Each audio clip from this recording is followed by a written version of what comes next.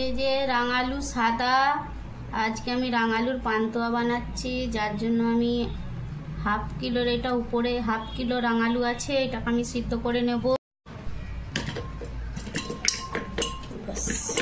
জল দিয়ে দিলাম। যে আমার রাঙালুগুলো সিদ্ধ হয়ে গেছে, গরম আছে এখন খুব, একটু পরে ছাড়িয়ে নেবো ঠান্ডা করে। আলুগুলো আমি ছাড়িয়ে নেব ভালো করে, আপনারাও এইভাবে ছাড়িয়ে নেবেন।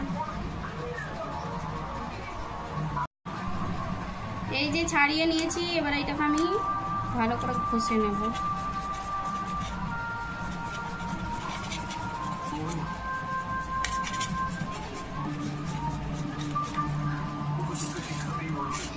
নেবেন, ঘষার পরে ঘষে নিয়েছিলাম আমি, দিয়ে চটকাচ্ছি ভালো করে, যেন না গুটলি হয়, ভেতরে যেন না কোনো শক্ত বোধ থাকে।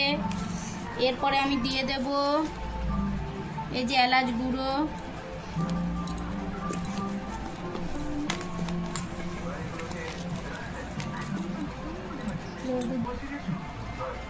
এক চামচ আমি গুঁড়ো দুধ দিয়ে দিলাম, ভালো করে এরকম করে চটকে নেবেন।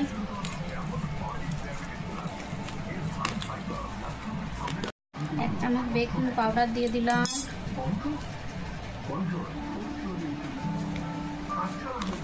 যে আমার হাতে শক্ত শক্ত লাগছিল, আমি আবার তাকে ভালো করে মেখে নেব।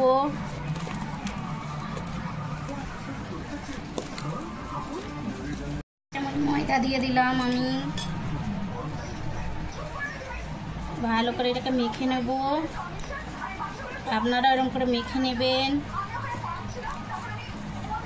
একটা পান্তুয়া কিনতে গেলে 5 টাকা লাগে, আপনি বাড়িতেই কম খরচায় 50 টাকায় খরচা করে 100 পিস মিষ্টি বানিয়ে ফেলবেন। এই যে 1 চামচ আমি দেশি ঘি দিয়ে দিলাম, গরুর দুধের।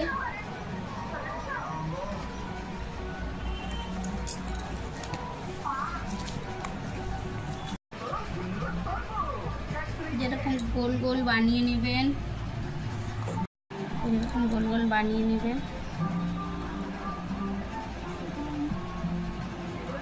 ছোট ছোট করে পাকাবেন, ভাজলে বড় হয়ে যাবে, রসে ভিজলে।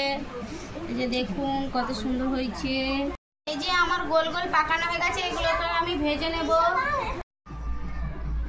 আমি এগুলোকে এবারে হালকা ট্রোগুলো ছেড়ে দেবো।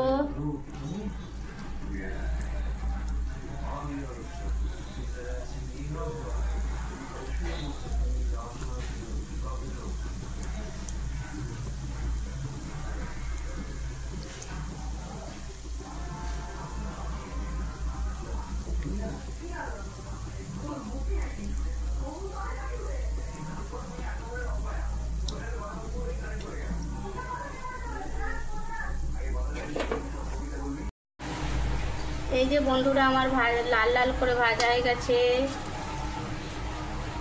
দেখুন বন্ধুরা কালারটা কি সুন্দর এসেছে।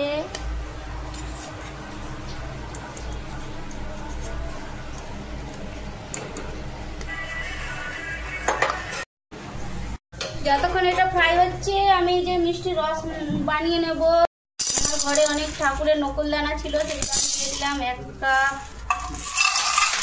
1 চামচ, 1.5 বাটি দিয়ে দেবো, আরো জল দেবো। এই যে দেখুন বলগুলো আমার কি সুন্দর হয়েছে।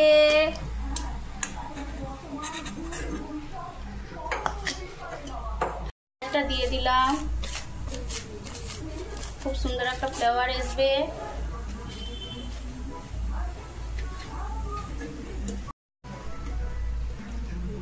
এই যে আমার চিনির রস হয়ে গেছে, আমি এগুলো ডোগুলোকে দিয়ে দেবো, বলগুলোকে ছেড়ে দিলাম।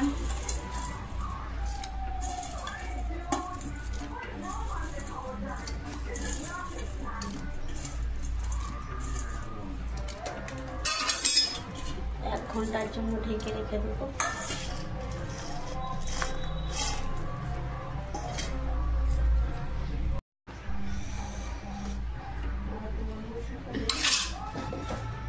আমি রসে ডুবিয়ে রেখে দিচ্ছি 1 ঘন্টার জন্য।